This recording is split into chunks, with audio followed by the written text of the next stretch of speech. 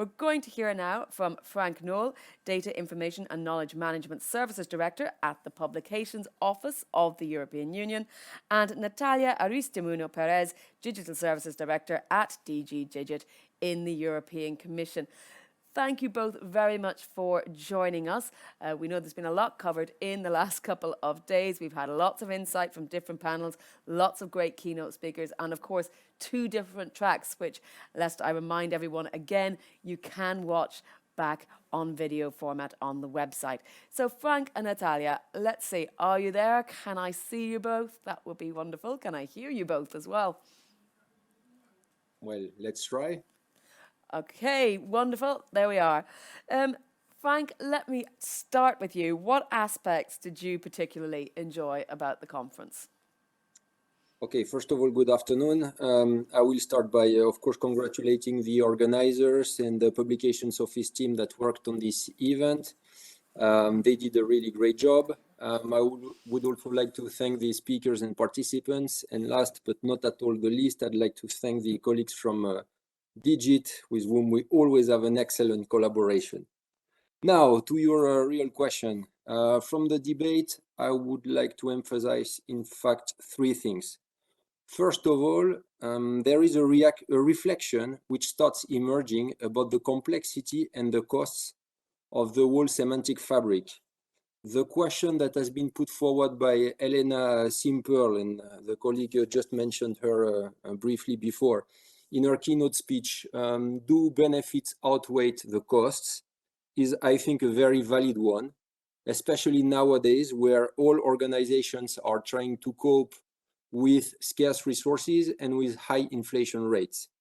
So that's one first very important point. Second, we also had a strong focus on practical impact. Again, the panel just before us also mentioned this part. It's absolutely key. Jeff said everything starts with a user need. And I think it's particularly important due to the question I mentioned just before. There are 2 terms in the equation, costs on one side, benefits on the other one. The benefits will come from the practical impact. We had several examples. I would take the data-driven devices for smart lighting in cities. But this in turn also raised some questions about interoperability, and that's my last point. Over the last 3 half days, there was a much stronger focus on interoperability than 2 years ago. And I think it's very positive when you take into account the fact that the Interoperable Europe Act is going to come into play. But I'm sure Natalia is going to say more about that later. Thank you. I'm sure she is. Natalia, same sort of question to you. What was striking to you over the last 3 days? I believe you might be on mute.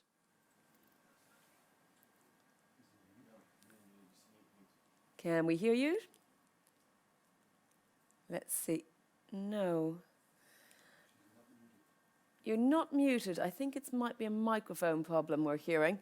I'm relying on the tech team to help me out here because we can certainly see you.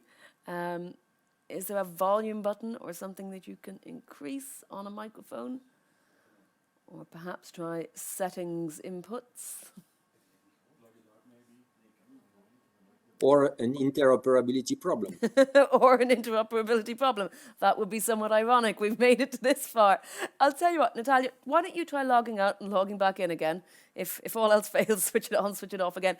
And Franck, I'll come to you and ask you, what do you think have been the evolutions that you've seen since Endorse 2021?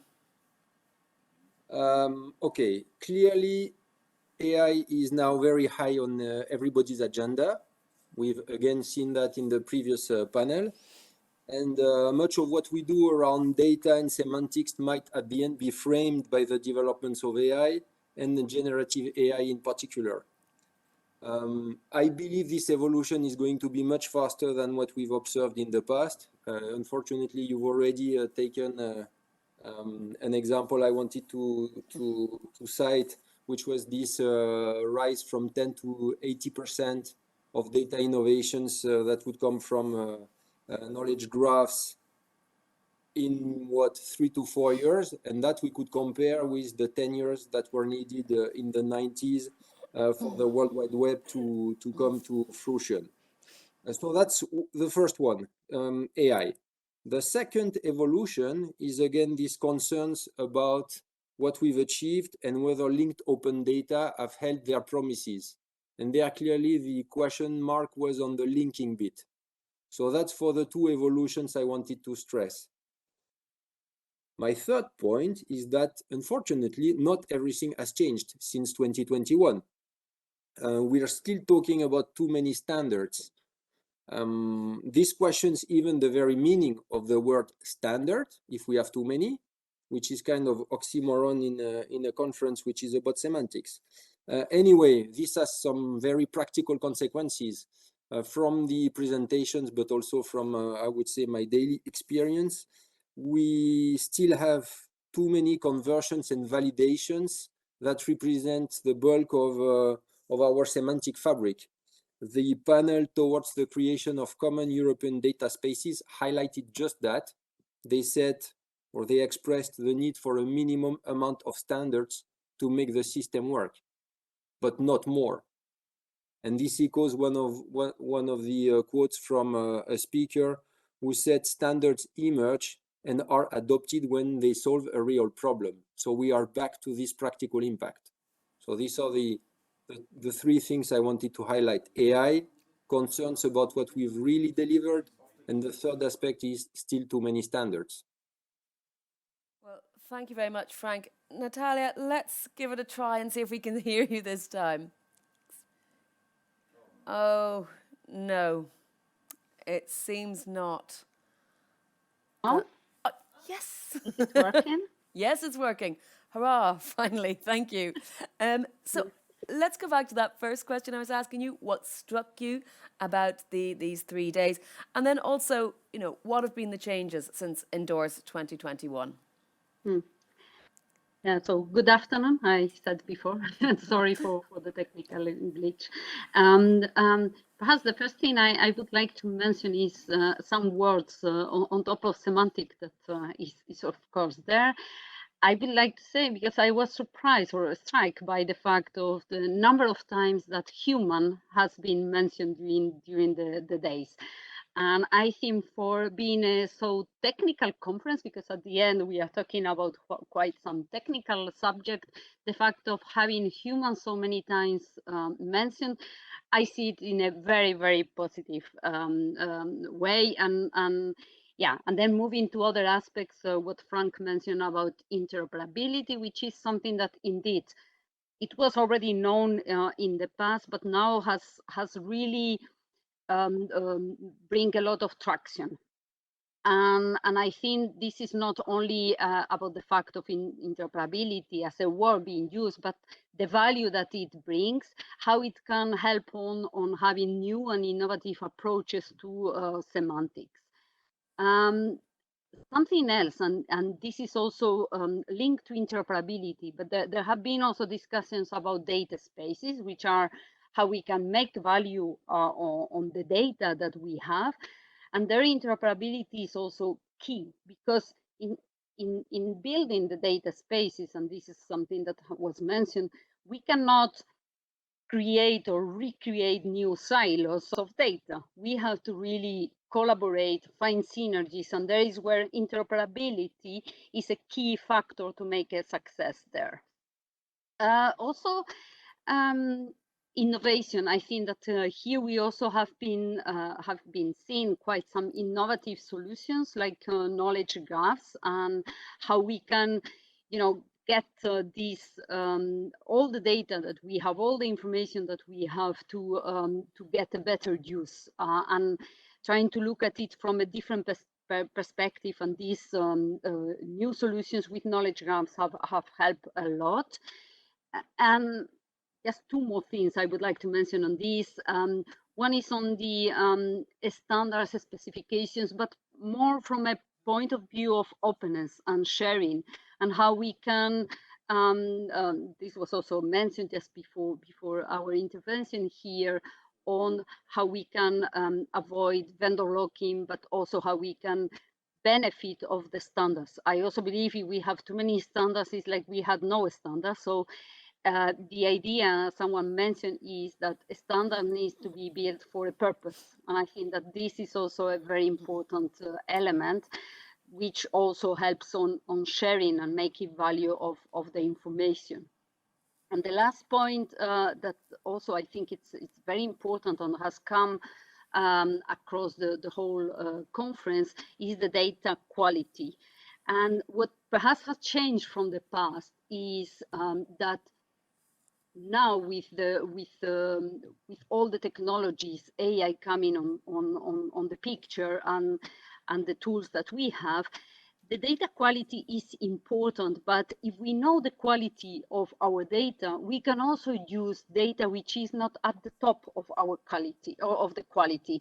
And I think this is also something very important, because we have to look at the future. We have to look at what we have as instruments now to use them and make value of the data, even if it's not on the top quality.